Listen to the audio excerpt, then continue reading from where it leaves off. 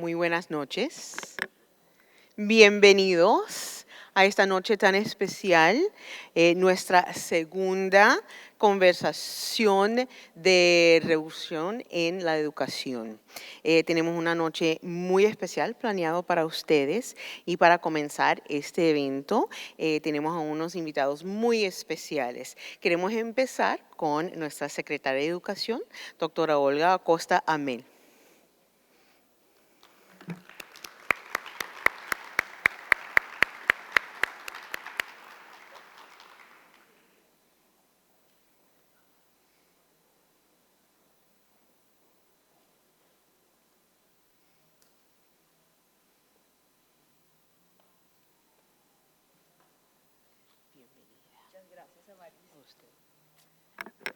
Bueno, no soy esa que está en la foto, soy esta.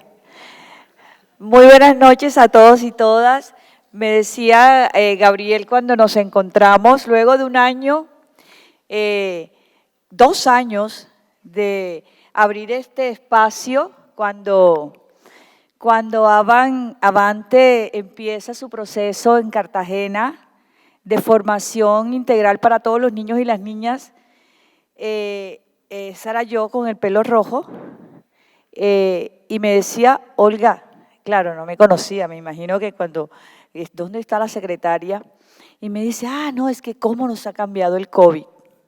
Claro, nos cambió a todos, sobre todo a mí, que además hoy estoy cumpliendo un año de haber podido, después de la traqueotomía que me hicieron y todo el proceso de intubación, pude decir mi primera palabra luego que me quitaran el tubo de la garganta, y entonces hoy es un día especial para mí, como todos los días de abril que la pandemia nos robó. Y bueno, qué maravilla que podamos encontrarnos nuevamente y poder abrazarnos, sobre todo en el sueño de que todos los niños y las niñas puedan alcanzar esa educación de calidad que tanto soñamos, y que hoy en la abundancia de este encuentro de académicos y de profes, como les digo yo, a los maestros y maestras que nos vienen inspirando en todos los procesos, nosotros podamos encontrarnos de verdad en la abundancia de poder sentarnos a pensar la educación como tiene que darse, de cómo vamos a hacer posible que tengamos esos nuevos modelos educativos que hoy Avante está liderando en Cartagena, esas otras posibilidades, y que no solamente estemos pensando en resolver el asunto de la alimentación, de la infraestructura educativa, de los grandes desafíos en que nos enfrentamos como distrito de Cartagena, en donde tanta pobreza muchas veces no nos permite a nosotros sentarnos a pensar la educación para soñarla y para avanzar como deben ser y que los niños y las niñas puedan soñársela.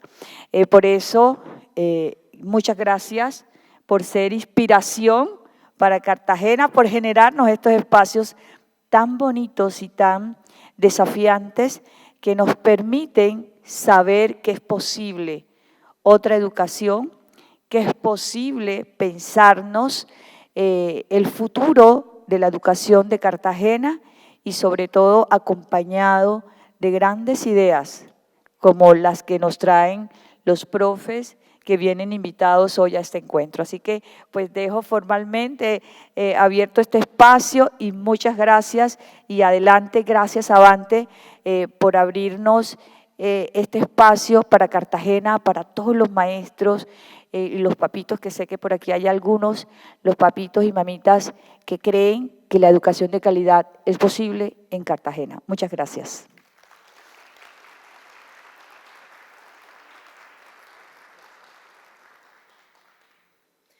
Muchísimas gracias, doctora. Para continuar esta noche tenemos a Gabriel Diago, que es fundador de Golden Circle Schools y uno de los fundadores de Avante Global School.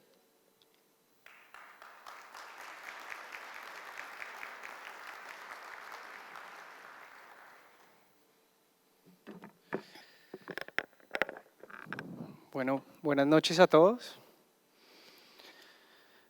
Los niños que están naciendo hoy se van a graduar del colegio en el 2040. Se van a pensionar en el 2084. Estamos acá reunidos educadores y padres de familia para oír acerca del futuro de la educación. Esa educación en la que estos primeros años es la que va a garantizar que estos niños que están naciendo hoy puedan llegar a ese 2084 siendo personas exitosas. Éxito no hablando exclusivamente de lo financiero, sino exitosos en la medida que hayan vivido una vida con propósito, con un propósito más grande que ellos mismos. Una vida que logre crear un mundo mejor para ellos, para quienes los rodean y quién sabe, para uno que otro más. Que logren hacer de este mundo un mundo mejor que el que les tocó. Por eso es importante que nos imaginemos cuál va a ser ese mundo al que llegarán a jubilarse, ese mundo del 2084. ¿Cómo habrá sido su largo camino para llegar hasta allá? ¿Cuáles serán esos retos que les esperan en su vida y esas frustraciones que les tocará superar? ¿Qué influencia tendrán esos 14 años de colegio en la vida de estos niños? ¿Será que amarán aprender? ¿Qué oportunidades les estaremos quitando al darles un camino más fácil? Nosotros, los educadores y los padres, tenemos que ser futuristas y siempre estar pensando en cuáles son esas habilidades que van a necesitar nuestros hijos y estudiantes en lo que les espera. Por eso, hoy les pido a todos los que estamos acá presentes que pensemos no en lo que nos ha traído éxito en el pasado de la educación, sino lo que nos va a traer y garantizar el éxito en el futuro. Con Stephen Heppel hace poquito hablábamos y decíamos que los padres de familia a veces quieren ese colegio que les tocó, porque es lo que los llevó al éxito que tienen ahorita en este momento. Y dicen, queremos ese mismo colegio de hace 30 años, de hace más, pero no quisieran eso de su dentista, no quisieran tener ese mismo dentista de hace 30 años. Entonces hoy los invito a que con estos expertos que hemos traído de todos lados del mundo, podamos pensar en ese futuro de la educación, en el futuro que les espera a nuestros hijos. Muchísimas gracias.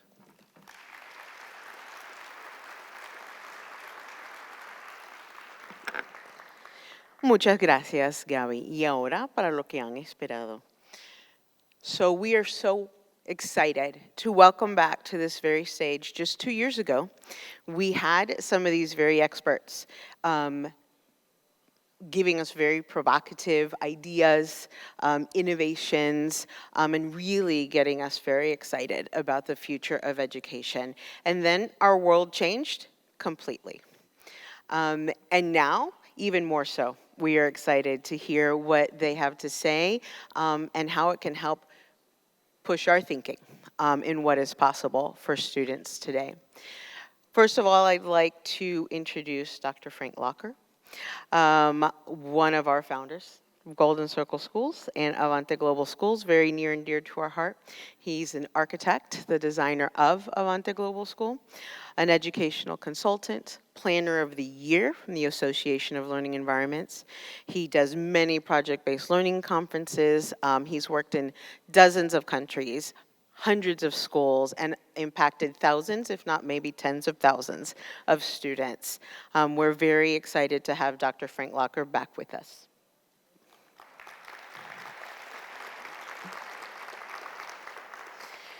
We're also thrilled to welcome back Susie Boss. She is an author of, I believe it's 12 books now, something like that, all on education, project-based learning. She's a consultant. She is a PBL Works national faculty. She is a very frequent Edutopia contributor, and she has worked in places such as India, Europe, South America. And something that has stood out to us about her is that she says, working to harness the power of teaching, learning, and storytelling to improve lives and transform communities, which is what we all want for our students. So welcome, Susie.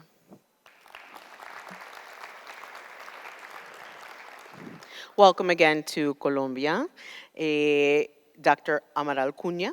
He was originally, and still is, a physician by trade, turned educator for more than 25 years. He was a teacher, coordinator, director, and now head of school.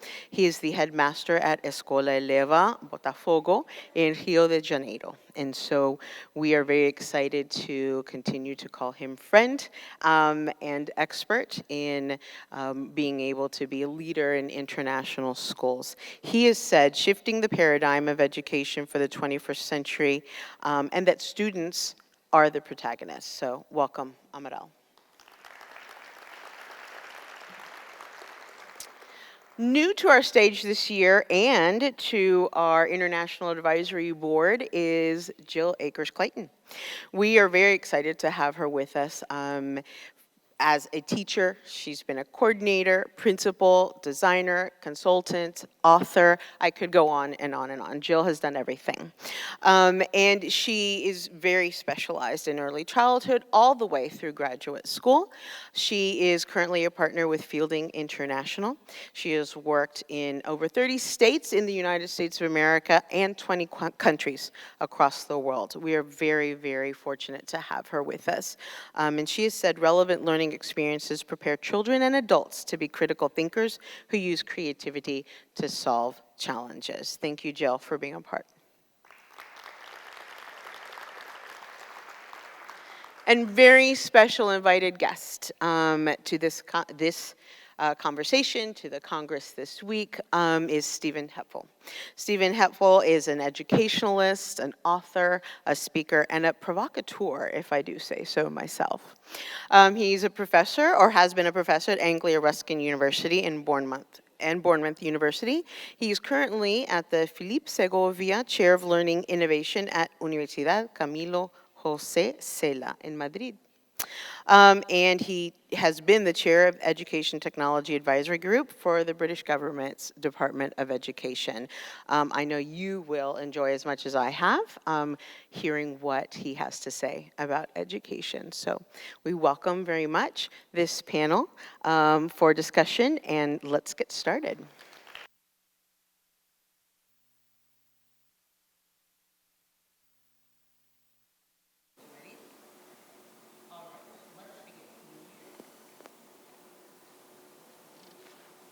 Hello, yes, now you can hear me.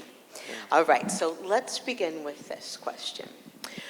Our students that are beginning their education in schools now will probably retire approximately in, get ready for this, 2072. So imagine, if you can, what will their lives be like then and between now and then? What will those students need in order to be considered successful, happy, and have fulfilled lives? What will we, as the adults influencing their lives, need to provide them? Frank, going to you first. I don't know if it's true here in Colombia, but in the USA, our students today, by the time they reach age 40, will have had 10 different jobs, and of all the jobs out there that they might be partaking in, half of them have not yet been invented. So you think about that as a world of opportunity, a kind of opportunity that most of us in this room never had, because the world is changing so fast right now. And the bottom line on that is we don't know what the world will be like for our students, but we know it will be different than it is today for us and even for them today. And so the question about education is, how do we prepare our students for that kind of a world? And I do believe the answer is we do not do the same old thing. We do not do the things that we are comfortable with because that's the way we were taught. They're just not appropriate anymore. And I'll let my fellow speakers respond to what that means in detail. Jen, would you go next?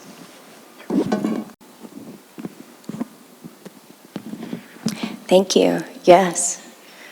As a mom of a teenager and an 11-year-old, and knowing that they'll be in a world that is uncertain, that is changing, what do we do as parents as we drop our dreams off at a building or a school every day?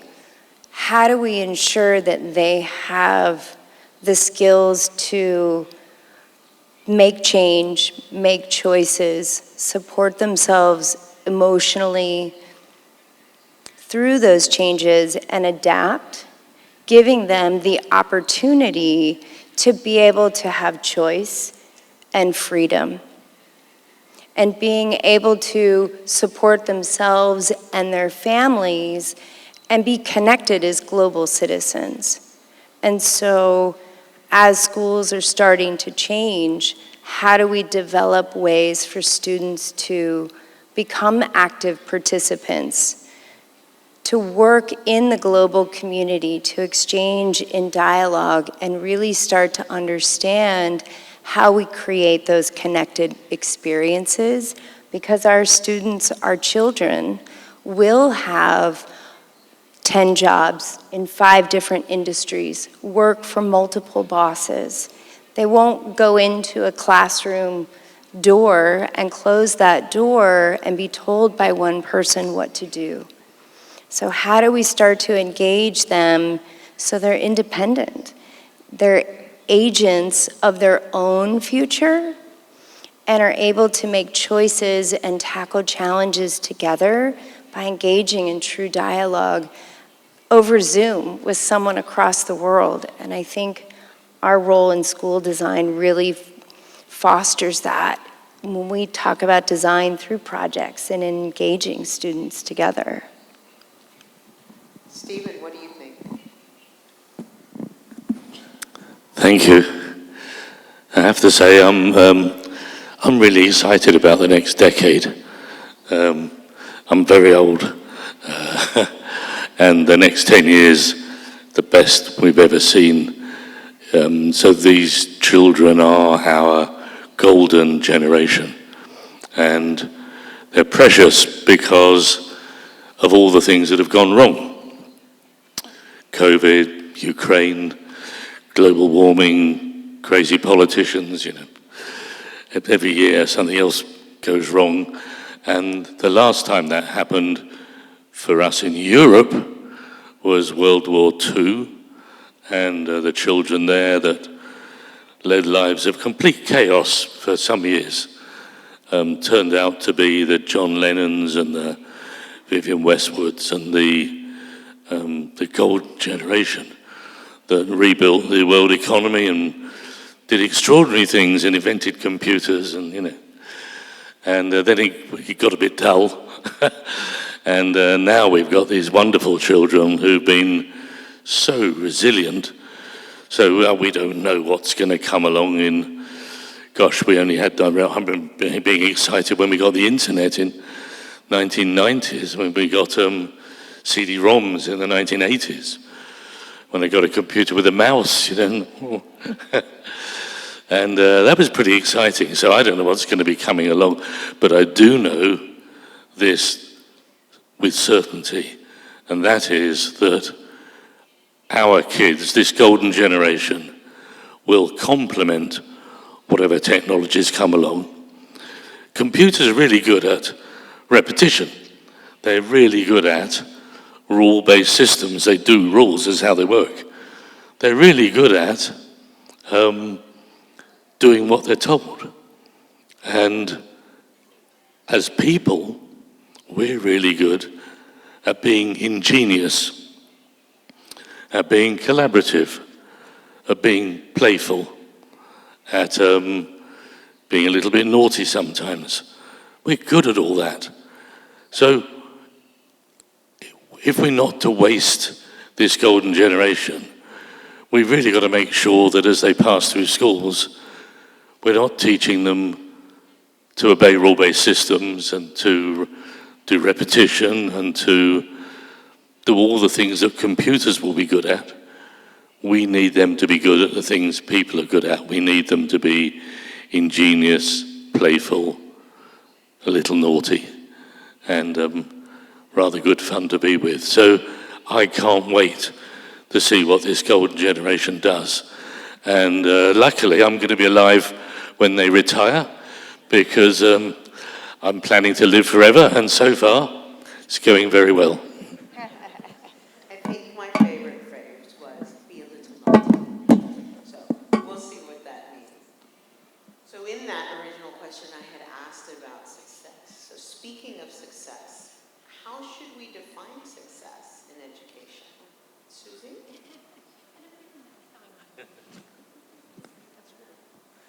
Well, right. You know, this is a big question in education all around the world right now, because those old measures of success are very known to us. They're, you know, can you get good test scores on reading? Can you get good SAT scores?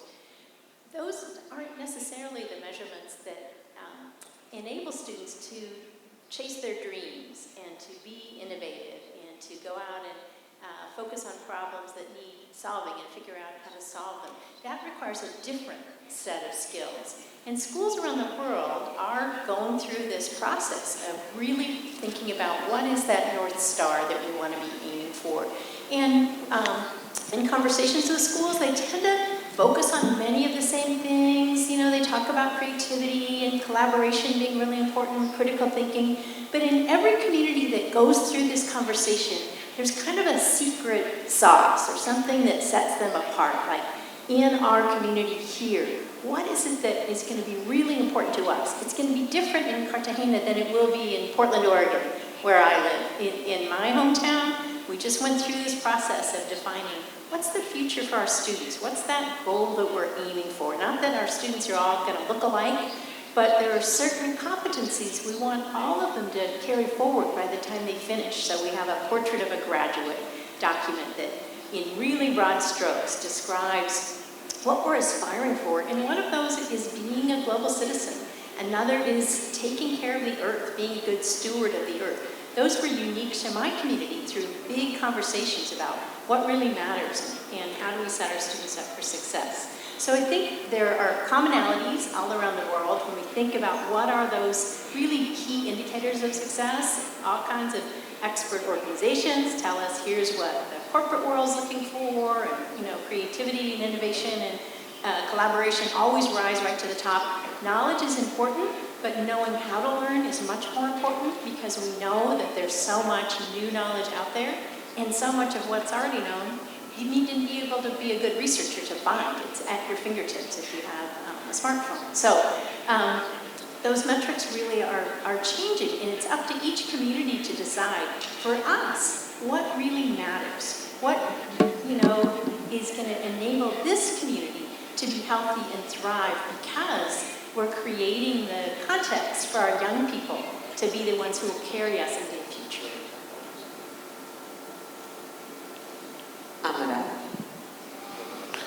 I think I would like to put the two questions together, if you don't mind. About 6 years ago, I went through this big challenge of creating a school, and we started with this first big question: how to prepare today's students for the challenges of the future.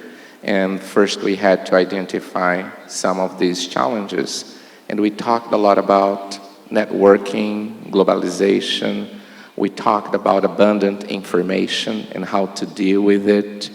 We talked a lot about artificial intelligence, and despite all of the changes that we have observed around the world, inequality is still a huge problem. So how would we create a school that would prepare students, as some of my colleagues here have said, for professions that we don't even know which they will be? They do not exist nowadays. So focusing on skills is one of the most important things. So I don't want to be repetitive, but things like active listening, collaboration, taking risk are some of these skills that are very important. We try to use a kind of approach that we call the PPP, that is play, passion, and purpose. You start playing with things, and for that you develop a passion, and hopefully that passion becomes a purpose. And what is our responsibility as a school to guide these students for the future? When we have academic excellence is very important, but as we have said here, we are global citizens. But how can you be a global citizen if you're not a citizen in your own community? How to identify the challenges of your community. And I'm talking about environmental challenges, I'm talking about social challenges, and how to give students the empowerment that they need to reach those goals. And for sure, that is how we're gonna define success. I always tell whoever comes to visit my school, if you wanna know about a school, ask the kids. A school is a place to be happy. A school is a place that learning should be what guides us all, but it doesn't need to be painful. So success for me is going through school, understanding the responsibility that knowledge brings, and how we're going to use that knowledge in the future to make a better world. Go ahead, Frank. Yes, let me pick up on Amiral's comments, particularly related to passion and purpose. I think it's important for us all to recognize that school, organized school, institutional school, the kind of school that we have known for 125 years, is based on learning content knowledge, cognitive knowledge, brain. That's well and fine, and that's important, and we do need to recognize that many students, because of the way we teach, learn that content knowledge and then quickly forget it after they've taken a test. That's a problem. However, we still need to teach content knowledge, even though we need to then guide our students to finding their passion, to finding their purpose. And you might quickly wonder, how is there time to do this? How is there time to add more things that we want our students to do in school? And the answer is, we cannot do it in the same way that we have been teaching for 125 years. We have to teach differently. We have to have classrooms where the person who does most of the talking is not the teacher. We have to have classrooms where students are doing. Our focus always has been that students are learning. That's not good enough. Our students need to be doing. And it's through doing that students can learn to find their passion and to find their purpose. Bottom line, most of what we do in education, the reason we do it is because we've always done it that way. That's not good enough to serve our students. Not if we want them to be successful in this crazy, changing world that they are a part of. Thank you, Frank. Stephen, go ahead. Yeah, it's a great question. And I love data. So what data should we measure? There's a very slightly depressing OECD set of data. And just before I tell you about it, I want to just put your hands up if you're carrying a Nokia phone tonight. Who in here's got a Nokia phone? Well, Finland ranks highest in the world at science achievement, and it ranks almost lowest in the number of children who want to go on to do science as a career. And the OECD data gives you a very depressing line that the higher you score in traditional methods of science assessment, it pretty much extinguishes any joy in science for the rest of your lives.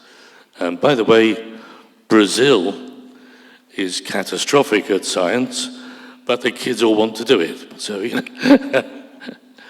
Now, that tells us something, doesn't it? It tells us that what we need to measure is people's returning to learning. That really matters. If they just learn until they're 18 and then stop, it's a disaster. The world's changing too fast. So we've got to fix our metrics. That takes time. In health, for a very long time, they used to bleed people to make them better, to get the humours out of your body. And the metric wasn't whether your patient survived, it was how many times you bled them. And so a successful surgeon would bleed you probably 10 or 15 times before you died, and were regarded as triumphant. So we've got to be really careful that we're not bleeding the joy out of our kids. And by the way, we were just talking about this earlier, if you walk past the barbers, the haircut shops here in Colombia and all over the world, you'll see a pole outside that's got red and white stripes. That's because it was the barbers that had the sharp knives to do the bleeding, and the pole is the bandage and the blood. That's what it represents. They've still got them there now. So it takes a long time to get rid of the wrong measures. But you know it when you see it. When somebody loves something, you know in your private life, when your children come home from school and say, "What have you done at school today?" And they say, "Well, I had lunch, I played, and I came home." You know they're not loving their learning. When they come home and say, "Oh, I can't wait to tell you what I'm doing about people in space," or whatever. And that's where project-based learning comes in. That's why it works so well. So, it's hard to get the right metric, but every parent in this room, every teacher in this room, every policymaker in this room knows it when it's standing in front of them. We have to trust ourselves a little, I think. Otherwise, we'll be Finland. And just think on that, because they were the biggest producer of telephones in the world until they changed the science curriculum. Told you he was provocateur. So, Jill, I know that you have started to go back out into the world, doing all of your support various different places. What have been some of the key educational transformations that you've witnessed in the past 2 years? And what are some specific examples that you've seen or been a part of? That's a great question. I'm really excited to share. I think learning left the school building 20 years ago. Richard Elmore said that. It left the school building 20 years ago, yet we're still teaching the same way. And we've had this shared global experience, and we watch educators trying to get back to normal. And so I think the best part for me is using the physical, and the most transformative, using the physical environment as a catalyst to reimagine how educators and students learn together in the environment. Project-based learning is a catalyst, but when we bring students together or give them the agency to self-select within their physical environment, the types of spaces where they learn best, where they reflect individually, where they team together to research and collaborate.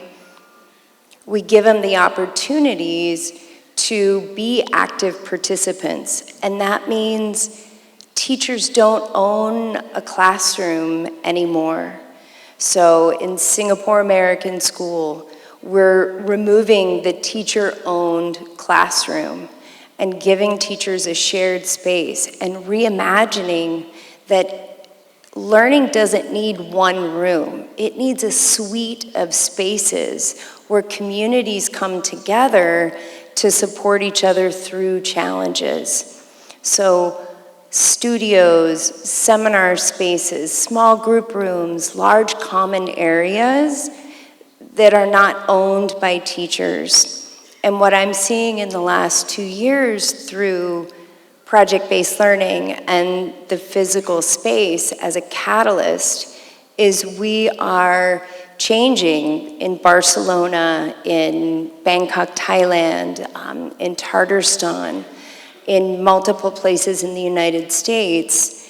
When we remove the teacher being anchored in one classroom, we remove the teacher owning that space, and students' creativity thrives.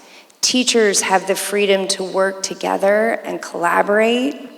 So we're giving shared spaces and opportunity for teachers and humans to thrive. And so we were talking about yesterday that many schools are designed in these amazing spaces. And it reminds me of the US Postal Service in that, it's 4 horses and a wagon delivering mail. And we get folks like Frank Locker designing these stellar starships now. And teachers walk up and try and hook 4 horses up to their new Black Hawk Down machines.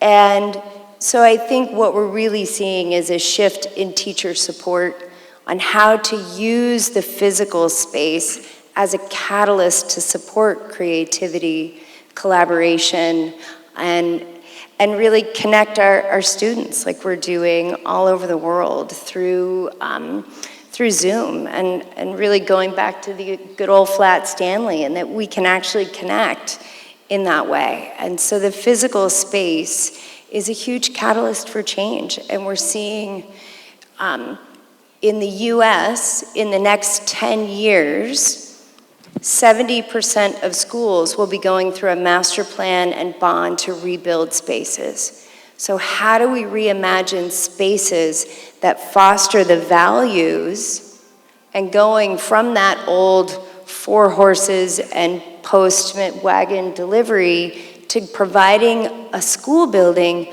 as a community resource?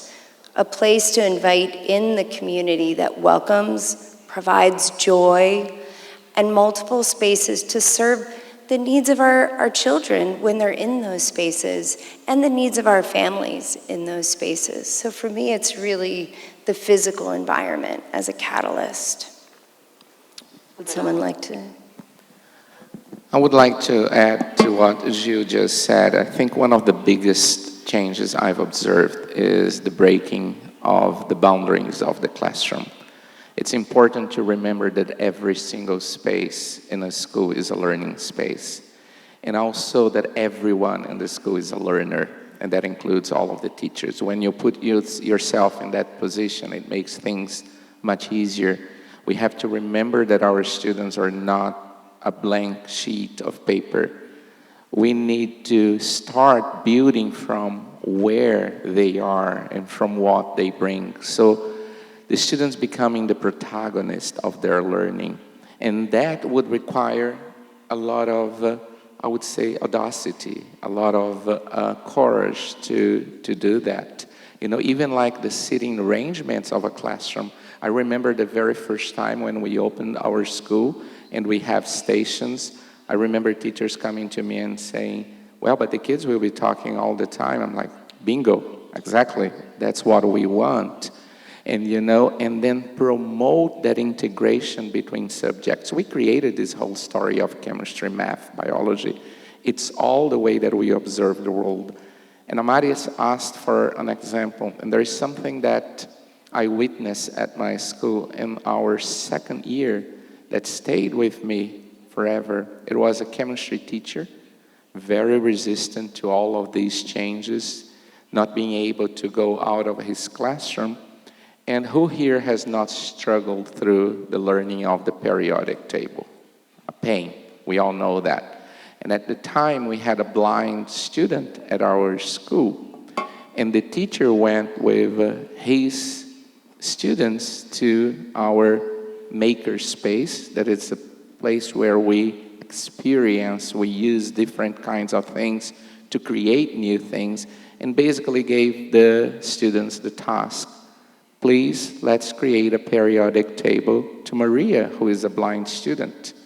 How would we do that?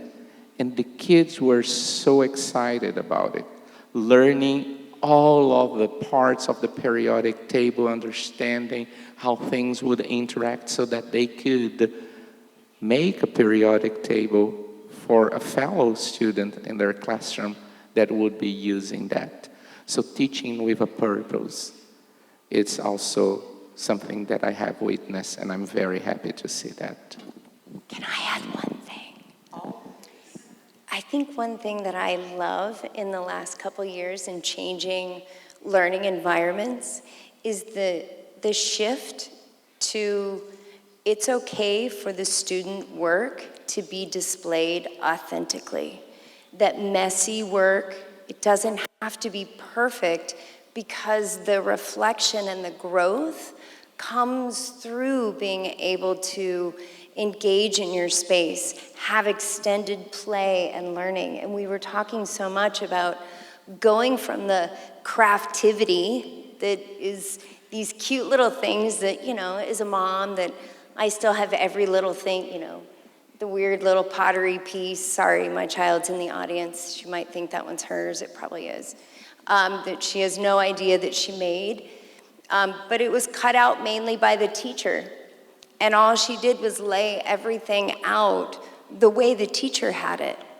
And PBL and our spaces should be messy, and lines and drafts and chicken scratch from our 3-year-olds, because for them that's writing and it's authentic. And I think PBL and the movement through our learning environment as parents and as educators to honor that it doesn't always have to be perfect. And how do we support kids in knowing that, yes, there is a final product, but that process of development and growth is required for a successful product, and we have to honor that it's the process of growing up and finding your passion and your purpose helps us deliver well-balanced children who can engage in challenges.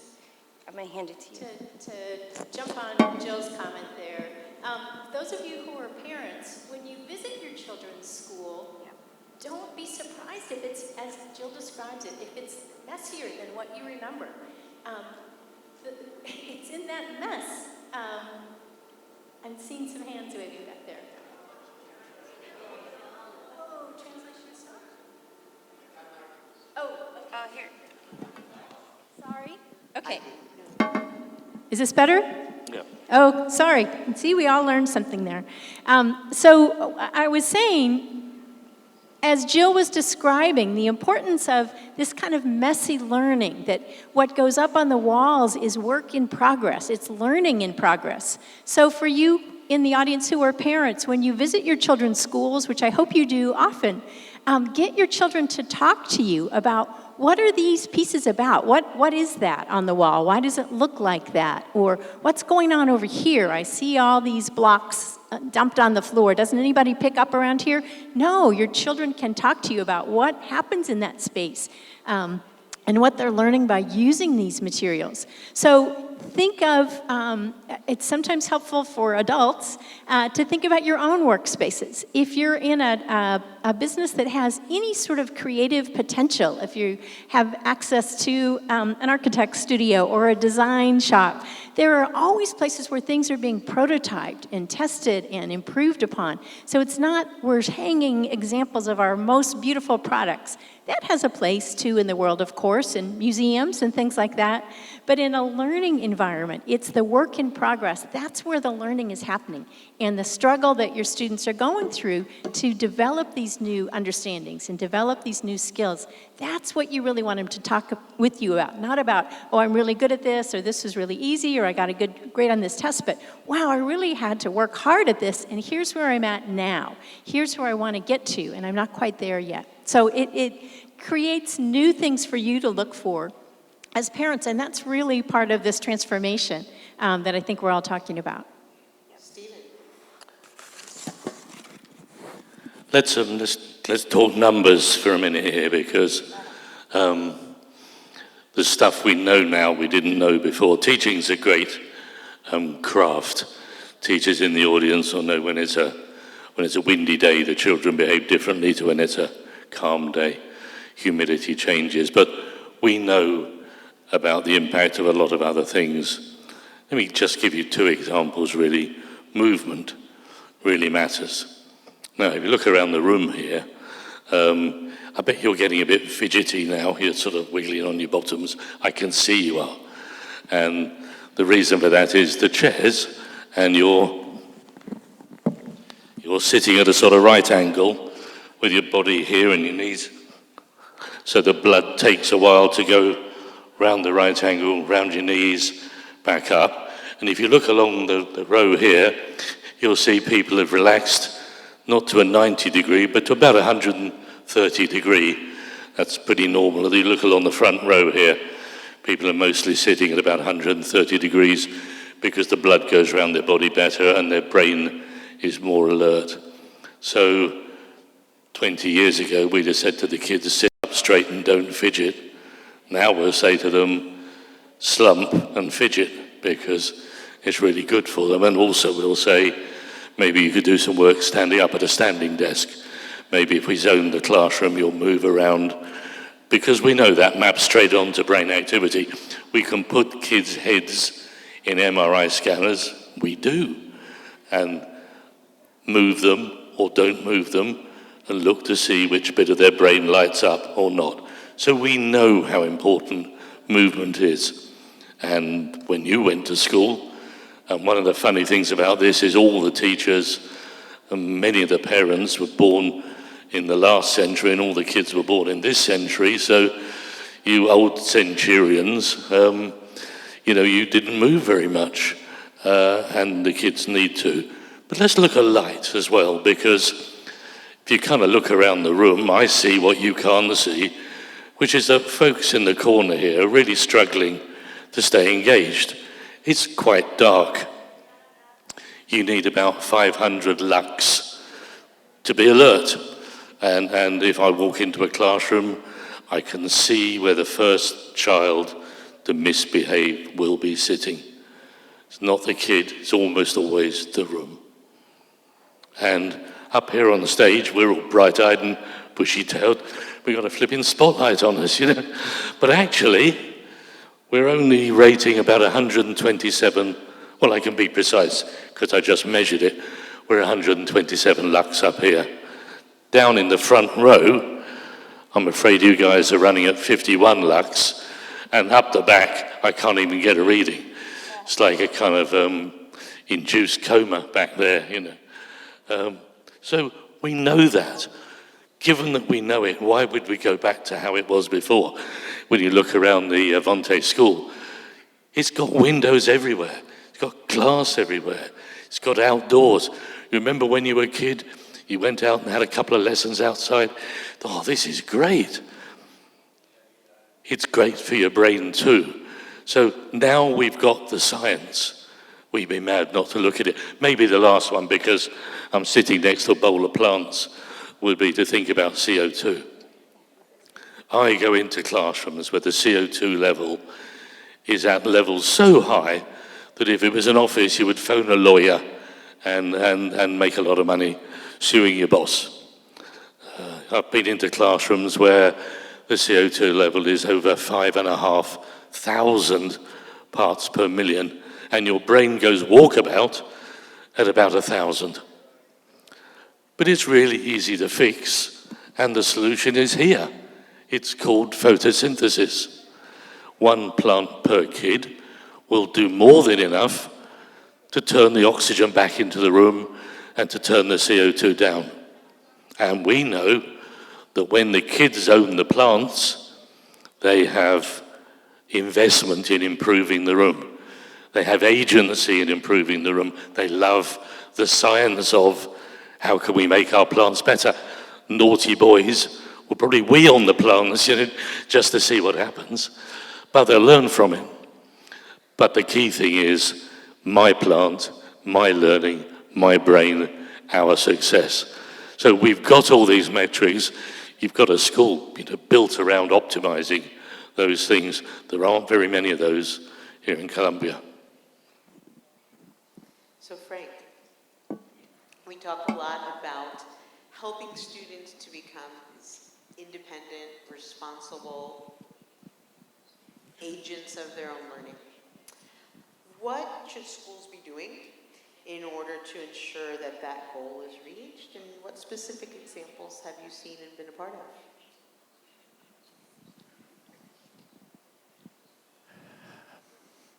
I think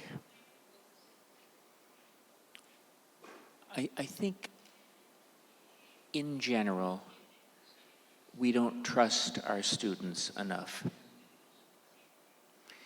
We do not believe in them, and we therefore do not let them go very far from the tether of the teacher. And I think part of the problems with learning during the pandemic was that our students were not prepared to be independent, and our teachers were not prepared to let them be independent.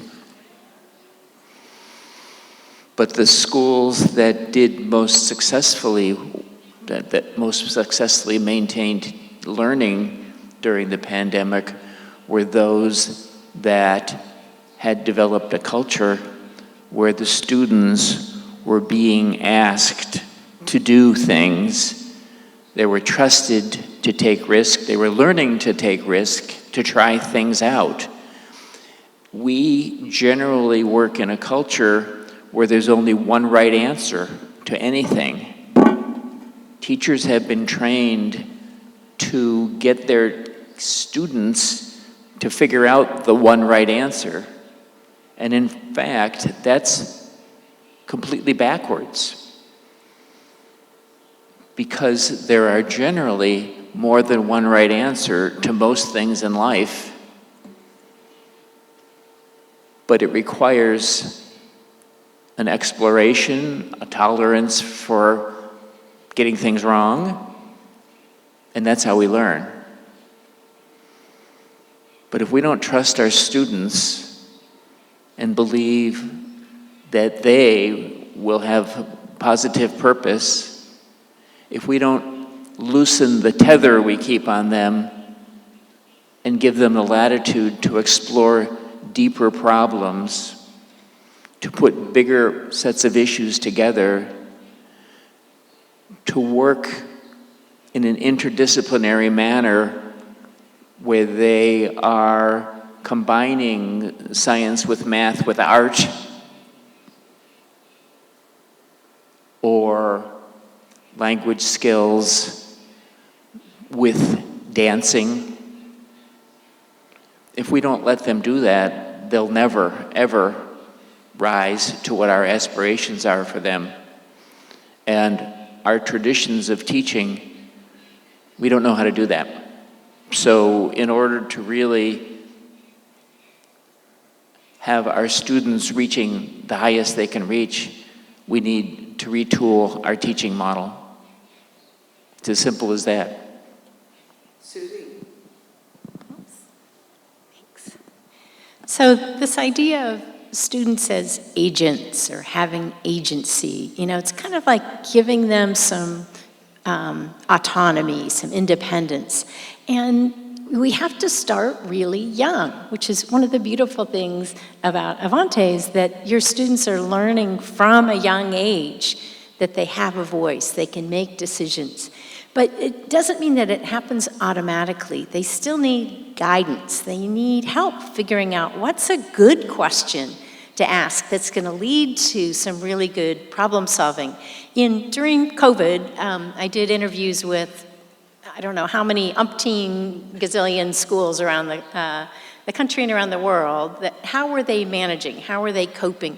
And one district that really stood out to me was an elementary school district in the US, in California.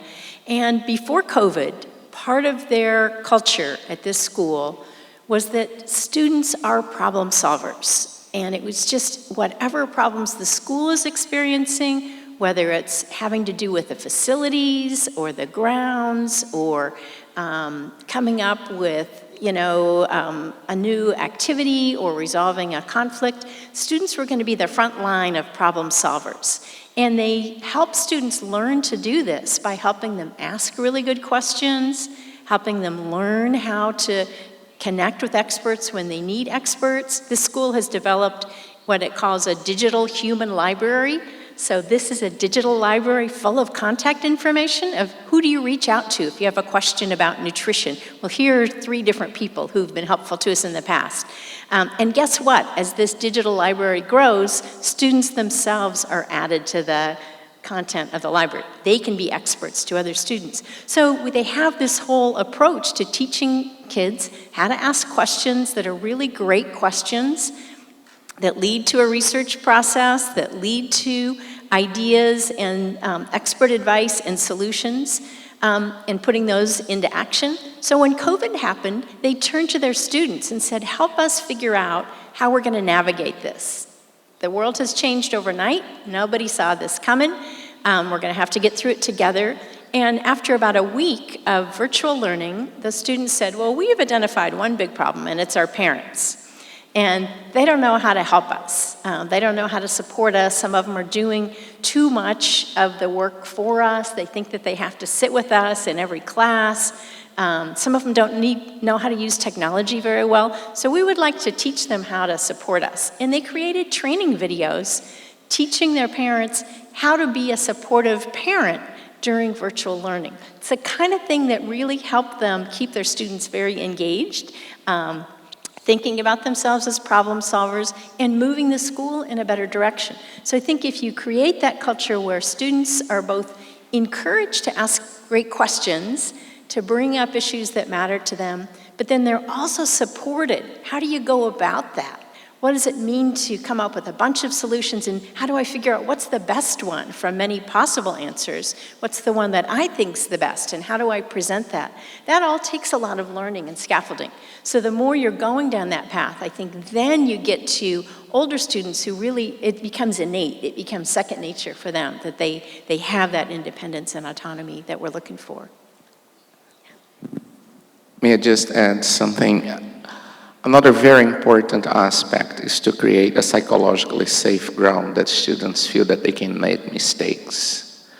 As a biology teacher, I would always tell my students, let's change the word mistakes for learning steps. And they would start doing that.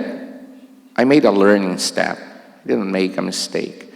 And they need to feel that they can make mistakes because mistakes are a way of learning. Another thing that I also witness at our school is that most schools, they don't mix students from different grade levels. They think that the little ones need to be completely isolated from middle school and middle school from high school. They have so much to learn from each other. Create an environment of exchange. They need models. They need to look at other students, older students, as models of their learning process, asking questions, going there, finding out how they think, how they see what they're studying. So I think these two aspects are also very important. Jill, let's talk a little bit about early childhood, our youngest learners. We have a lot of parents in our audience this evening, and many of them are really young children and are just beginning their education. What would you say to them in terms of what do they need to pay attention to? What do they need to ensure and advocate for their young children in their schools? Wow.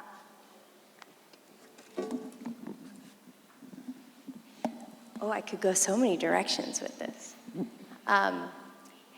That there is no rush. They don't have to read their first chapter book by the second week of pre-K. They don't have to rush into the standardized, let me learn letter by letter by letter. They learn through curiosity and play.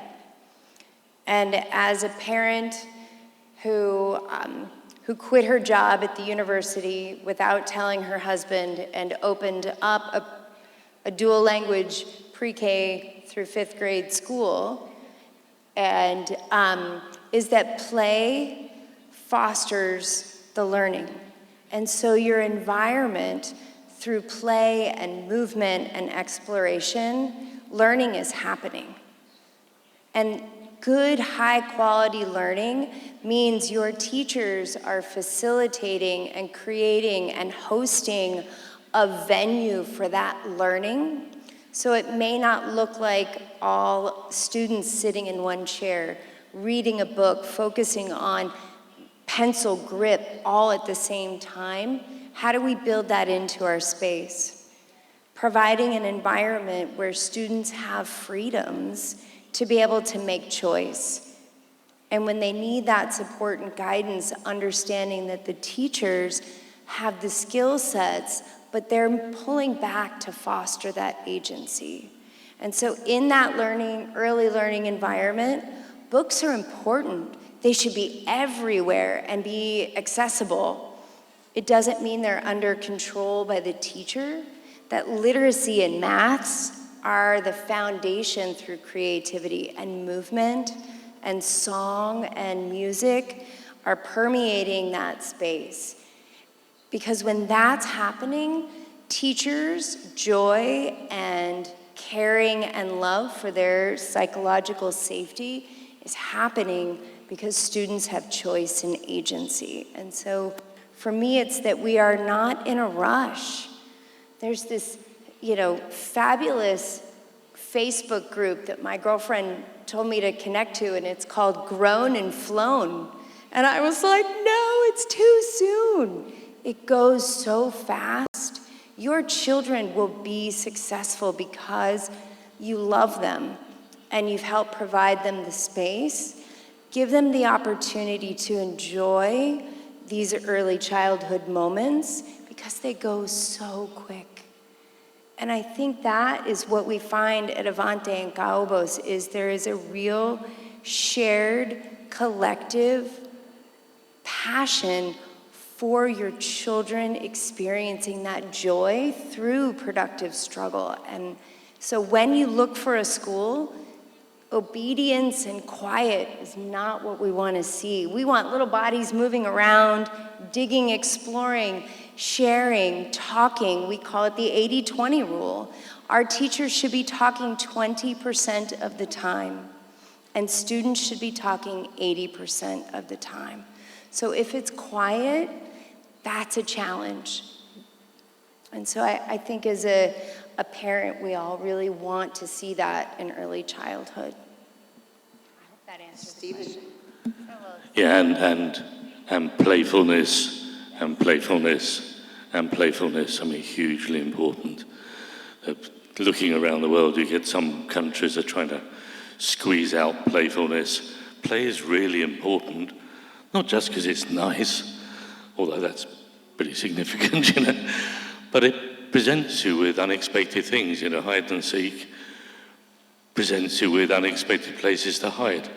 It's part of your training to be ready for a world that's full of unexpected things and to have the resilience to cope with them, because you've got playful strategies. It's a great way of mixing ages, which is really important because young children chase after the wrong model of older children wishing to be them. Older children have to reaffirm their own understanding of the rules of the game to introduce it formally back to the younger children. So play is a hugely important engine in all this. And as parents, being playful really matters. And I'd also say, I'm perhaps a bit maverick here, but technology matters too. Your children are going into a world where the Internet of Things, devices, wearable technology, algorithms will be a huge part of their lives, developing strategies to be comfortable. And I don't here mean sitting in front of a screen. I don't here mean watching television. I don't even here mean playing computer games. I mean using technology to do things like watering your plants, and to do things like tracking your dog, having a lot of fun. So being playful, having a bit of tech, and having time for children to talk to each other, hugely important. And perhaps the last little thing that's come in, and perhaps come in during COVID, is a better sense of the world, a better sense that you're learning with others around the world. Most of our kids are pretty good on longitude. We can work with other kids on the same, Colombia, we can go right up through into Canada and beyond, or all the way down to Tierra del Fuego or whatever. But we're not very good at working on latitudes. Doing my little project of going out and looking in the garden for mini beasts and then passing it on to somebody, that goes off around the world, maybe comes to via Johannesburg and back to you. So during the night, your project's been in 3 or 4 other countries and you wake up to the excitement of the beetles that the others have found in the garden. Kids need to be fully aware of the world that they're learning within. And technology is a little bit of that. So a bit of tech, bit of play, bit of time, and exactly as Jill said, don't be in a rush. And books, books, books, and books. So maybe some books. Oh, yeah. So this is for each one of you. So.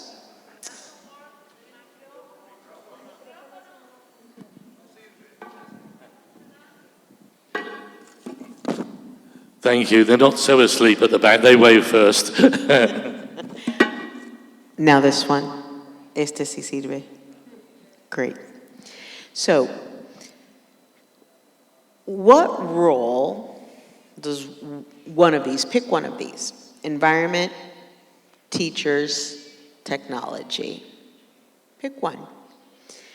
What role does that play in education?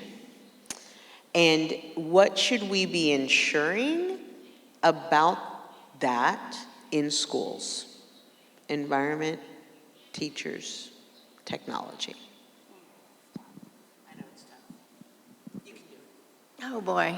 Well, I'm going to have to start with teachers because that's who I spend most of my time working with.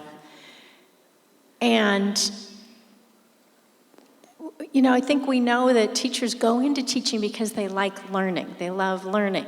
And so what they need as we're shifting to new ways of learning is to support our teachers. How can they get better at what they do? We know that their heart's in the right place, or they wouldn't be in this profession. So I think that the big challenge is helping them grow into some of the new roles and expectations that we're describing.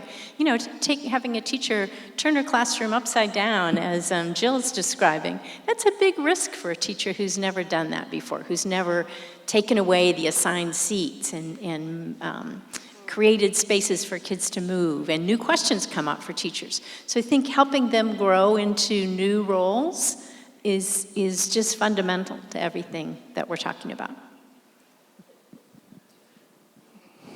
I would go with teachers also. And I think it's very important to remember that not necessarily colleges prepare teachers for the way that we see education nowadays. So teachers need to be learners, and if there is something that I ask from my team is to always be a learner. And what is my responsibility as the head of a school in terms of providing that professional development, creating space for exchange, asking teachers to observe each other. Learning takes place a lot from just observing each other, peer observation. Another thing that I really encourage my teachers to do is the shadowing of students, putting themselves in the position of a student and see what their day looks like. That would make them understand the learning process, understand what is necessary. Most of our schools are full-day schools. So imagine, as some of us here were saying, sitting in a classroom from 8 in the morning till 4 in the afternoon. Some teachers, they believe that they come, they teach, and then they press pause, and they will only see that student again in 2 days. They have no idea what they go through. So we, as leaders, we need to provide an environment that teachers would experience the learning process and would change some of their way of seeing education. Okay, good question. So yes, environment, teachers, and technology, all important. But of the three, teachers are the most important. You can get by with poor technology. Technology is basically an enhancement. You can get by with poor environments. Environments support learning. You cannot get by with poor teachers.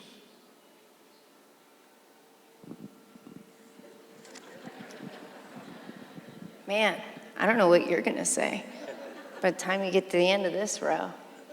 Well, I'm going to choose environment because they've all chosen teachers. So just close your eyes for a second and think about your favorite space in your home. I don't see all your eyes closed, but I'm going to turn the page on that one. In the sense of our home is our safe place. For some of us, not for all of us, but we spend time thinking about the spaces in our home, making them comfortable. You don't store motor oil in the kitchen, most of us. You don't store your snowplow in the bathroom.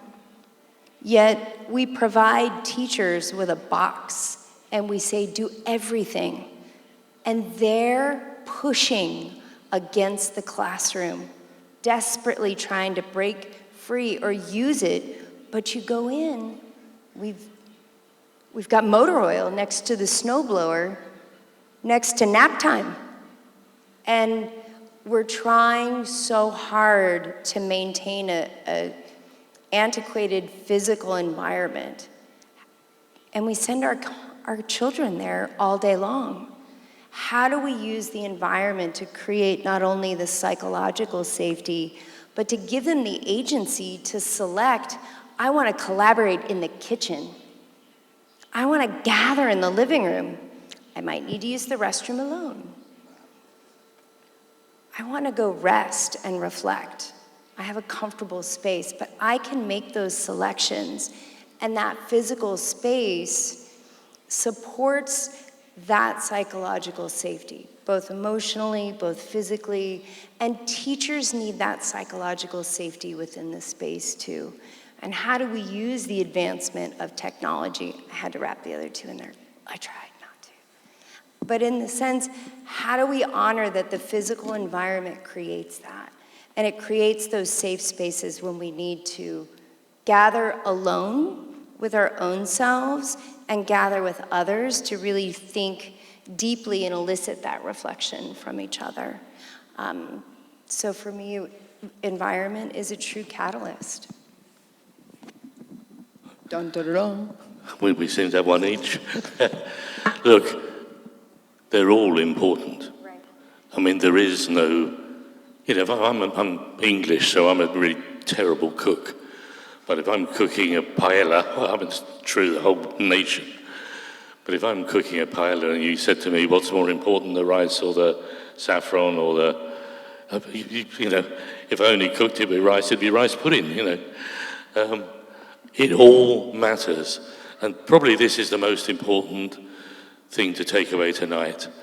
I'm lucky enough to do learning in elite sports, so I do learning with football clubs, our Olympic teams. And so you'll have noticed, by the way, the British Olympic teams now winning lots and lots of gold medals. In Atlanta, 1996, we won one gold medal. And that was for rowing. We used to be good at sports where you sit down, cycling and rowing and horse riding.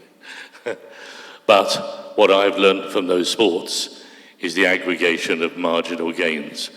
You'd look at every single detail and you try and make them all a little better. Of course, learning needs teachers. So as teachers, we say, how could I be a little better? Of course, we need environments. How can we? It's not just a case of how can we design better environments, how can we make better the ones we've already got? Yeah. Of course, we need everything. Of course, above all else, we need the children, and they're interesting because they can also be teachers. They have agency for the environment.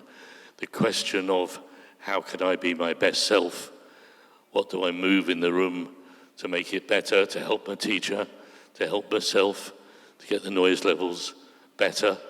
Those are fundamental questions. So we're never going to do learning without kids. We need the air that we breathe to be really important. The light that shines on us is key. You know, in football, in soccer, what's your top team? Is it Millionaires? Yeah, it is, isn't it? They will have a data manager. When they train, they'll have a data pack in their back that tells them how far they've run and where they've run. They'll think about diet. Can you imagine a Colombian athlete turning up at the Olympics and saying, I think I'll have a burger this morning? I mean, their diet is prescribed for the month before, for the year before, for 4 years before. So what's the best food for learning? Well, there is a best food for learning. And there's a bad food. Nothing worse than a can of Red Bull, because the caffeine will damage your short-term memory. You'll get a little sugar rush. So parents, if you're sending your kids into an exam, you give them a can of Red Bull, you'd actually do better to hit them on the head with a shovel, to be honest. That would be less damaging, you know. But everything matters. The food, the light, the pedagogy, the space, the furniture, the books, the literature, the policy, every damn detail matters. And that's why tonight is so important, because every one of you are part of this. Every parent, every teacher, every policymaker, just making it a little better. And if there's 100 things that matter, and it's more than that, and we make them all 1% better, then our learning is 100% better.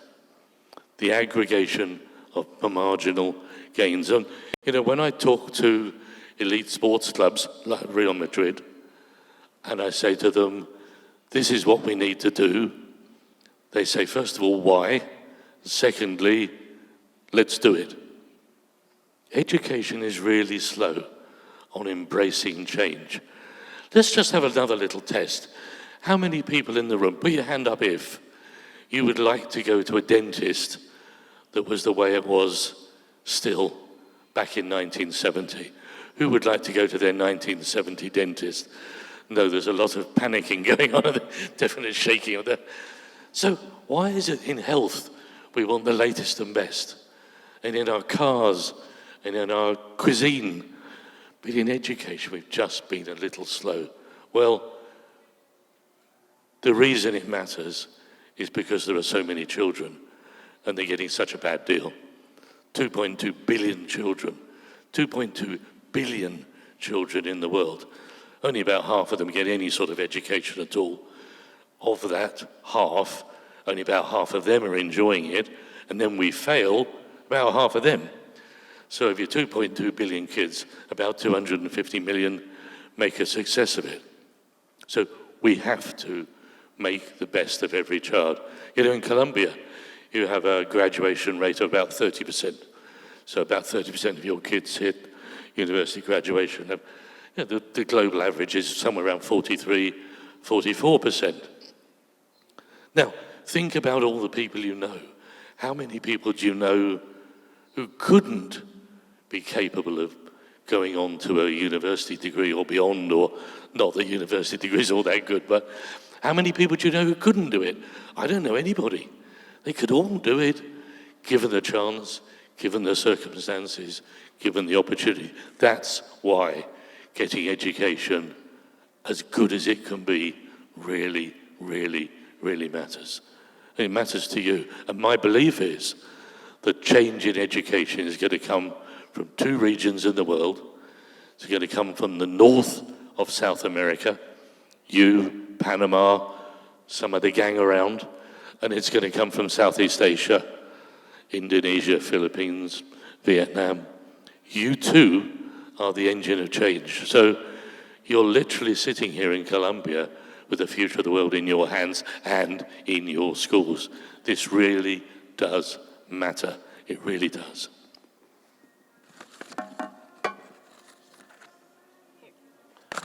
Yeah. Oh, gonna throw it. Maybe not.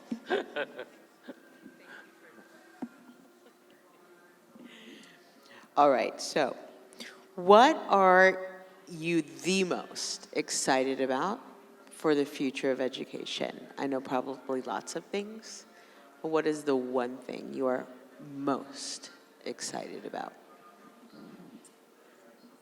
Good questions. So if I had to pick one, and only one, I would hope we get to a point where our students stop thinking that school is not the real world.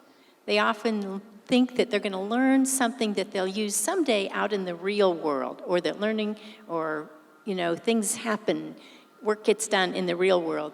The school environment is a very real place. And the more that students see the connections between where they're learning and where they live, and that what happens in the school is part of the larger community, if those walls can go away and there's more connection there, I'd be very happy to see that happen.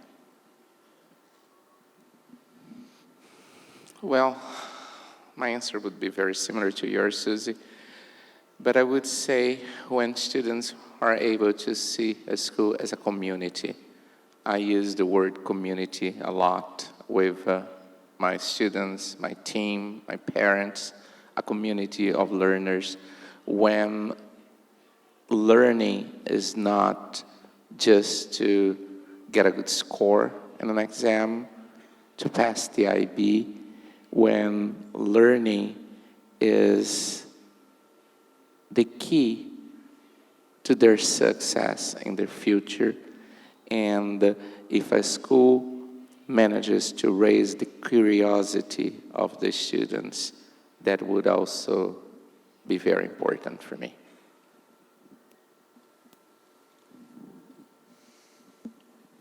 Yeah, I'm very hopeful about something that we haven't talked about tonight.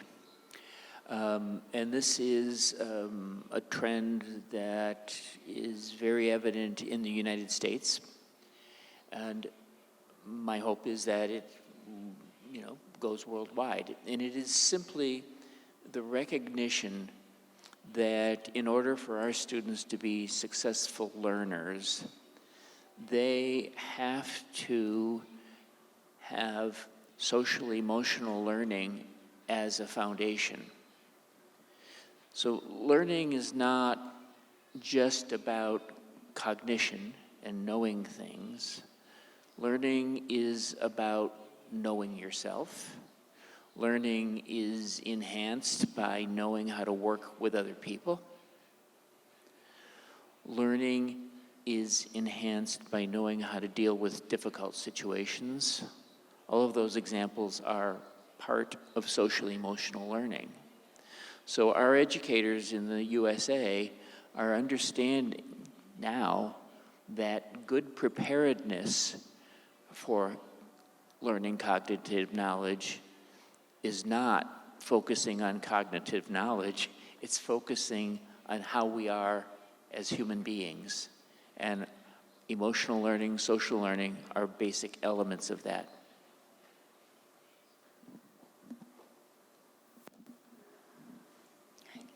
I think that what I'm most excited for in seeing in schools around the world, that grades are not the only currency for students, because that's how they feel. We see that as currency. If you get all A's, you will be successful. And I'm watching schools focus on learners becoming co-producers of their own experience, and that's what they're determining success on. That it's a joyous, safe, social and emotional place to solve problems and engage. And that your self-worth and your self-confidence, whether you change your passion for a career 100 times, you're still confident in your own skill sets. And that becomes a priority, is your self-worth. And around the globe, that is being lifted out, and that's what I'm most excited about, because school shouldn't be a dredge to get through. So middle schoolers are done. Our kids are done by the time they get to 6th grade. They know how to play the game by kindergarten, but they're worn out. We're taking that joy away, and I am most excited that self-worth is rising to the top and isn't this grade-driven currency, and we're truly looking at a holistic human being, because humanity is where the future is. All of our jobs will be taken over by technology. The future is the content of humanity, and being able to lift that out and support each other in an uncertain future. Look, I'm a granddad, and I've got a 6-year-old and an 8-year-old living with me. They've grown up with me, and the answer to the question is the same answer I'd have given in 1970, whenever it was, when I started teaching. And the exciting thing is to see children grow and develop and just, astonish you when they, teachers, you'll know when they come back 3 or 4 years after you last saw them, you can't believe their maturity, and you can't believe the joy. And I have the pleasure of going back to countries and having ministers coming up and saying, you'll never guess what's happened to our children, getting all excited, But something happened during COVID, because learning escaped. It got out of its boxes. It got out of the rooms. It got out of the timetables. It ran away, and the kids went with it. And I took the trouble to set up a website, hebble.net/golden, if you want to go there, and said to the kids, what have you done that you're proud of? Because when they came out of education, what did learning look like? When they ran away with learning and they eloped with it, what was the relationship looking like? And you know what? It's utterly joyful. They went for depth over breadth. No kid said, I'm so proud I've covered the whole curriculum. Not one child. But they said, I was talking to a mum on Twitter just the other day, and she said her son hadn't done any of the work he was supposed to do that the school said. But he just replumbed their house and was now working in the neighbours to replumb theirs. He was 13, so you'd expect pretty good stuff, People all over the world saw their children being decanted and rediscovering the joy of learning. And I don't think we know how good this generation is going to be. But I do know that when learning escaped, they went with it. And we've got a choice of either going with them or standing on the station and saying, oh, I'm not sure where they're going, I'll wait for the next train. They're gone, and we're going to go with them. And it's just flipping fabulous. And you'll see their voices appearing in politics. Greta Thunberg, you know, you'll see they've got voice, they've got vote, they've got agency. So the more of that we can give them in school, the better we'll equip them to be the global citizens we're going to need. And I just can't wait. I've done a lot of projects in my life, I mean hundreds of millions of dollars of projects, and the ones that were the most successful, they all worked. The ones that were the most successful, I woke up in the middle of the night terrified because I'd gone too far. Thinking, oh, Stephen, what have you done? You know, you're in trouble now. It's never going to work. Those were the projects that were just about good enough to keep up with the kids.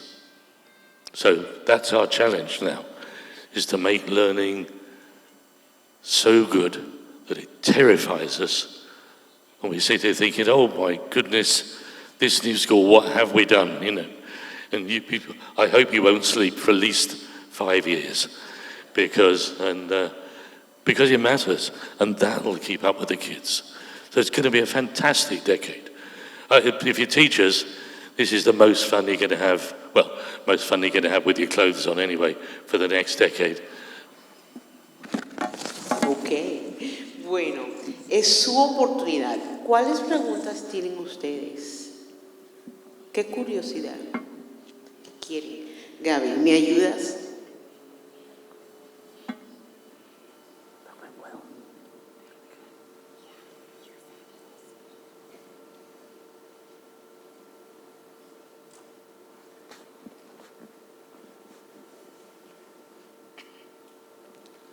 I'm going to ask you guys in English. So we've been talking about how education is too old for the standards that we need right now, right? Because it's based on a framework or a standard that was made around the existence of the Industrial Revolution, which was 125 years ago. So although I have comments and questions about everything that we've talked about, I'm just going to focus on this one. What would you define is the next framework, or how should we define the framework under which the next education system would exist, considering the fact that nowadays we've got a whole generation of kids that did not go to the park, did not go to the soccer field or the football field, did not go to the parties, and instead their whole socialization part is based around video game lobbies and other digital spaces, which, by the way, bring another advantage which I've seen, and it's the externalization of the character, right? When you get avatars instead of themselves, people fear less about what they do and how they're going to do it. And although that brings a lot of bad things, it also brings a lot of positive things in what precisely you were saying before, that people need to feel psychologically safe, right? So how would you define, or what factors would you guys consider are the mainstays or the main fundamental factors to define a framework for the next education system for the next decades?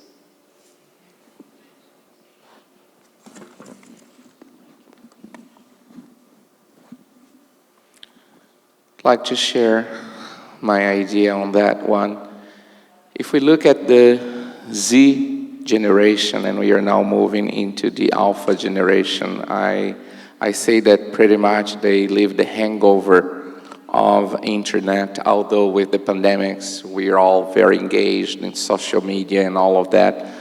But they have a characteristics that is very different from the millennials, okay? They don't, while the millennials had that kind of urgency to experience everything out there. In one click, they would move from one thing to the other. Everything was very disposable. this new generation, which is pretty much a picture of society 5.0, they are reconnecting with being human and their role in the world and how they are responsible for everything that we are seeing in terms of the environment, in terms of social inequality and all of that. So I would say that that's when the virtual world and the real world start combining again. And this generation, they need a purpose. They really need, when I'm talking to my nieces, they say, oh, I'm not going to shop in that particular shop because the way that they deal with their employees, with the environment, they are looking for cool products. So I would say we need to get back to who they are, as Frank was saying, as humans. Their social, emotional development is very important. Ethics is also something that they put up high. So I think it's time for us as school to understand all of these changes and see how we adapt for that. I don't know if I've answered your question.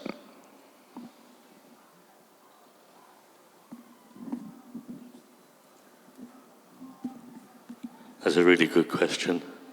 I'll try this out on you. I'm not really sure it works, but I spent some of the morning Googling Colombian history to see how well it fitted. So 1800 in Europe, we had education run by the church.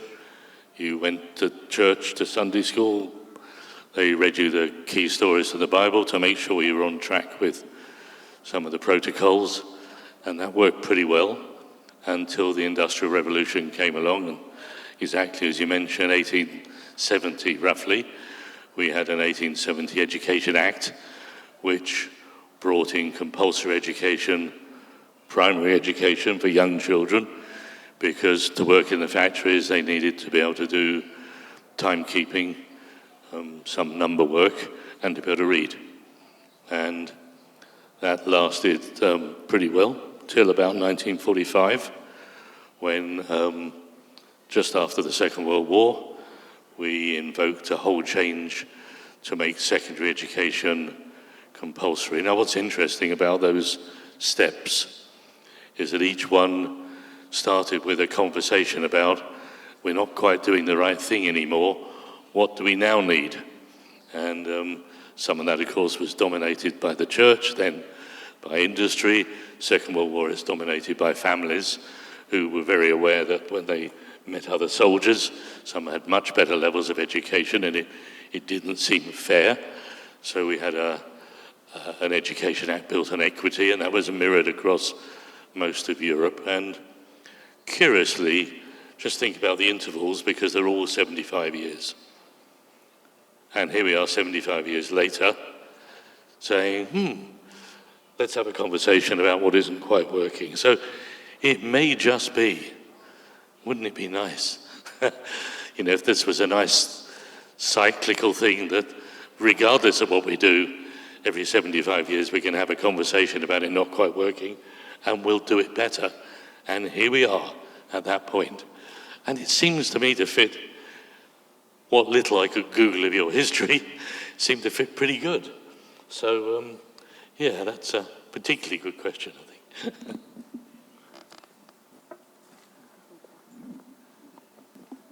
We have another question. Es difícil entenderles a ustedes en un país donde un oído de la educación privada entiende sus discursos de una manera y el otro oído de la educación pública los entiende de otra, ya que la brecha cada vez es mayor. La pandemia aumentó la brecha entre colegios privados y públicos. Cada uno de ustedes, ¿qué priorizaría? Sabiendo que hay pocos recursos para la inversión en la educación pública, ¿qué priorizarían? ¿Priorizarían cobertura o, digamos, infraestructura porque nuestras instituciones educativas no tienen las suficientes aulas o no tienen las aulas adecuadas o no tienen los ambientes de aprendizaje, no tienen los laboratorios. Sabiendo que hay pocos recursos públicos, priorizarían la formación docente, los aspectos pedagógicos, el modelo pedagógico, la propuesta que están haciendo de educación basada en proyectos, o priorizarían la pertinencia. Este es un tema que en Colombia se está debatiendo mucho y es cómo alinear las instituciones educativas a las fuerzas productivas que hay en el territorio. Entre esos tres ustedes, con pocos recursos, ¿dónde alinearían la educación para más la pública? Porque pues la privada tiene más suficiencia y tiene más herramientas, ¿no? So I'll translate for you. And there's a big difference between public education and private education in Colombia. So the question is, what would you prioritize? Would you prioritize teacher training? Would you prioritize infrastructure, knowing that the infrastructure is not the best in the public school system? Or would you prioritize like belonging within the regions?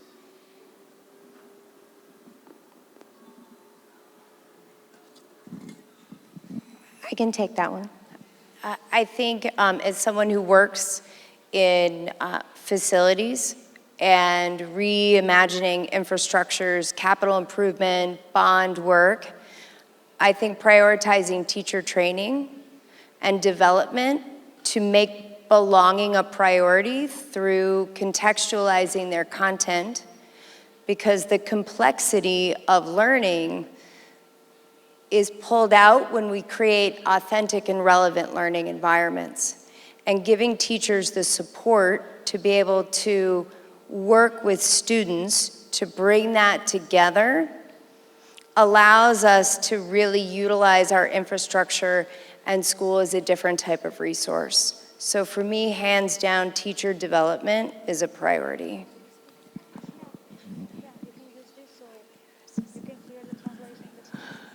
I think for me it would be celebrating learning. It's curious that around the world television is full of programs about learning. People learning to bake, learning to sing, we have people learning to sew. Primetime television is full of learning, and teachers are learning professionals, the most important people in the country. So I think for me, raising the status of learning, everybody cares about learning. People go home and watch it on television and they get joy from it. So upping the status of learning, and something we've done in Spain is to say to all our parents in the group of schools I'm working with, if you wish to follow a course yourself, and we've given them 8,500 courses to choose from, we will support it, because we want a community of purpose where the purpose is learning. So for me, raising the status of learning in all our lives, celebrating it, having a couple of learning holidays, getting learning ministers who go on to be presidents and so on. That's nothing more important than that. I'm just going to add that my very first job out of college was in a public school in Colorado, and I was given a double-wide trailer next to a sewer plant with zero furniture in that room. And the kinds of project-based learning that we did impacted and changed the lives of those students who had zero parent support, who had no meal to go home to in many cases at the end of the day. And so how we create the humanize what it means to be in a space, and giving teachers the tools and the skills to deal with trauma, to deal with mediation skills, to support students, to model that is really important.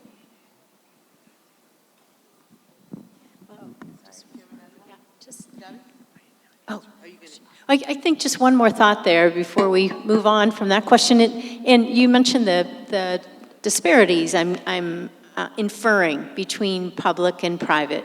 And I think as we're looking at kind of redefining what do our students need, what is success, what are the metrics, those need to apply for all students. I think we really want all students across all socioeconomic sectors of society to be able to really pursue their dreams. You know, we don't know where the next great innovation is going to come from or what the background of that wonderful problem solver or medical breakthrough developer will be. And so I think we want to, as much as we can, spread, share the wealth, the wonderful work you're doing in developing new pedagogies and new ways of thinking. That can be kind of a beacon or a lighthouse for other schools to learn from. So the more that you can share your learning and spread that across other schools that might not have the same resources to invest early on in some of the professional learning that you're doing,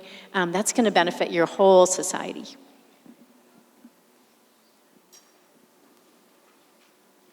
Hola. Ahorita en este momento a nivel mundial se ha reconocido muchísimo sobre las neurociencias, la neuroeducación, la neuroplasticidad, al igual también que las inteligencias múltiples. ¿Qué tanto de esas nuevas tecnologías y nuevas técnicas de aprendizaje ustedes han aplicado y qué tanto beneficio han recibido sus alumnos de ello?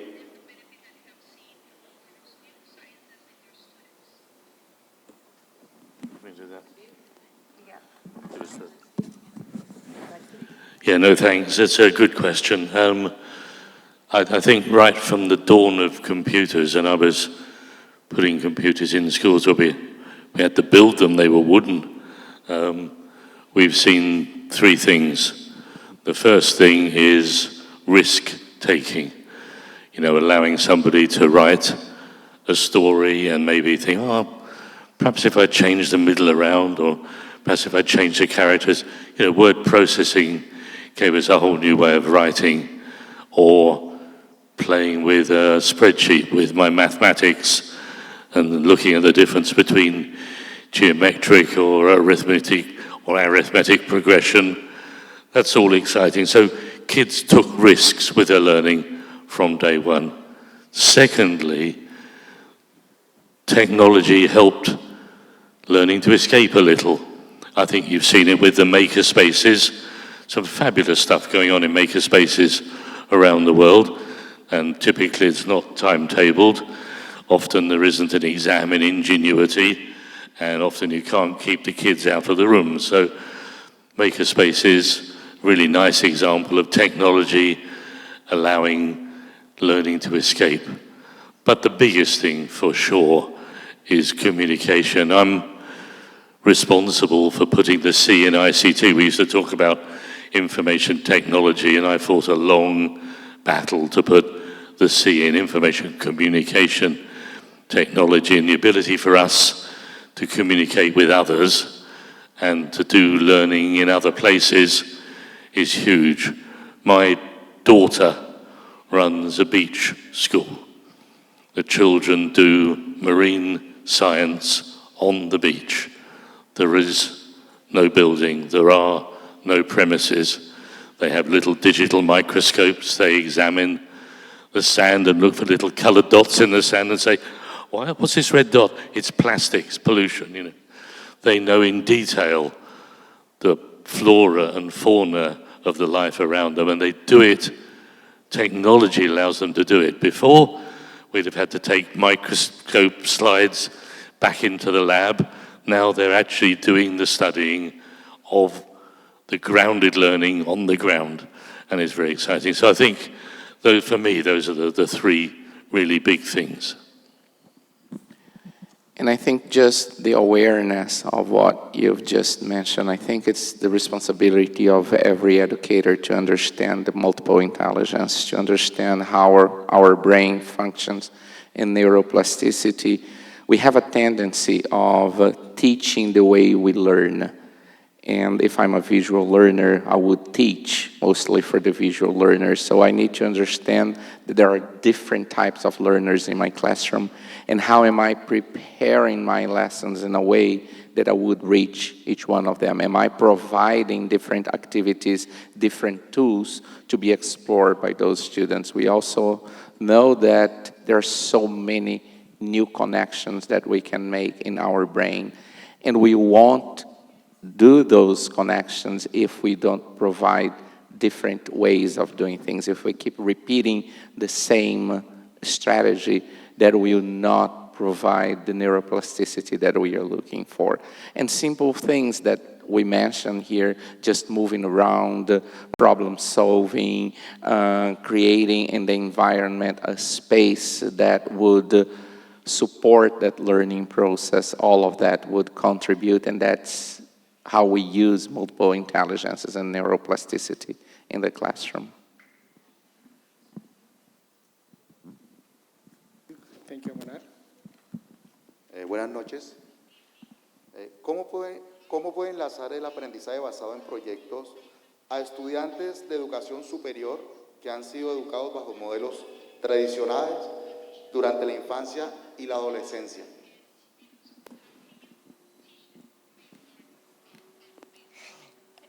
Doesn't it remind you of Destin Sandlin and the backwards bike? Like, it takes kids 2 weeks, and it takes adults 8 months.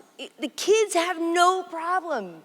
They dive into that, and it's the adults who are like, whoa, this is really scary, because I've been successful my whole career teaching this way. And I have to give up and let go of that control. I'm sorry, I got it. Right, yeah. And, I would add that students who have been successful in really traditional ways of learning, sometimes they are big resistors of project-based learning. Some of your star students, by traditional metrics will say, no, I don't want to do a project. No, I don't want to work with other kids. I want to do this myself. I want to take the test. I know how to do this. They know how to play the game of school. So it can be really uncomfortable for them to be told there's not one right answer.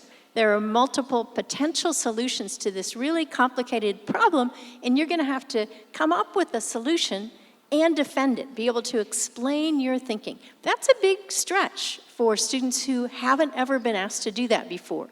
So how do you help kids get comfortable with that? You might start with smaller projects, ease them into that, let them experience a little bit of failure. It might be the first time a really academically strong student has ever struggled. And they're 14 years old and they've never really felt like, oh, I'm not sure I know how to do this, or this is new for me. Well, in that struggle, that's where the learning is happening. They need to be able to wrestle with uncertainty. They need to be able to work through that and come out the other side reflecting on what they've learned. Then they're making really big leaps as learners. But you have to acknowledge it's going to be different. And if you're in a school that's moving into project-based learning, you have to explain and kind of make the case. Why are we doing this? Kids will ask about purpose. When will we ever need to know this? Why should we learn this? Why is this important? Those are typical kid questions, right? We've all heard them, anyone who's been in education. But if you're doing project-based learning with intention, with really good intention, then the purpose is coming from the students, and they're exploring problems that they really become motivated to want to solve beyond that good grade that they're so used to getting. They're motivated because they want to get to the other side of this problem and see their solution enacted. So it is a shift. I will acknowledge that it's a shift for a lot of our students, just as it is for teachers. But we have lots and a growing body of research pointing to the benefits for students, both academic and on the social and emotional side. So it's a challenge, but it's a challenge worth taking, I think.